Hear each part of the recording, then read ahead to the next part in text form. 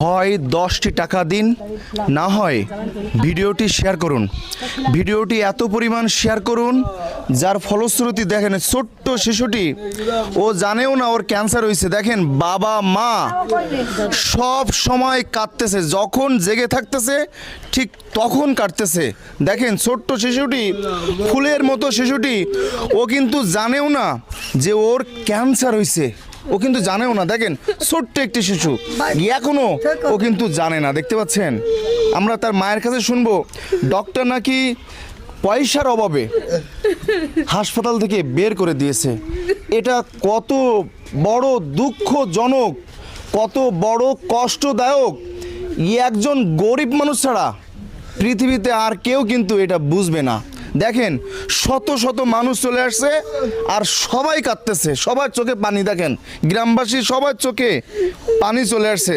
মা, আপনার সন্তানকে টাকা না থাকার কারণে কি হাসপাতাল থেকে বের করে দিয়েছে? 2 লাখ টাকা খরচ করেছি, ওই 10 লাখও লাগতে পারে, 15 লাখ টাকার কোনো হিসাব নেই ক্যান্সারের।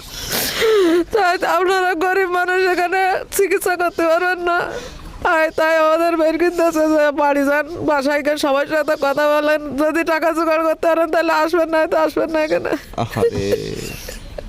দেখছেন, একজন গরিব মানুষ সেটা কেউ বুঝতে পারবে না। ভাই আপনারা ভিডিওটি সর্বোচ্চ শেয়ার করুন।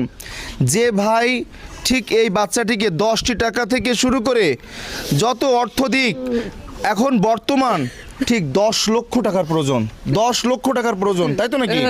10 লক্ষ টাকার প্রয়োজন।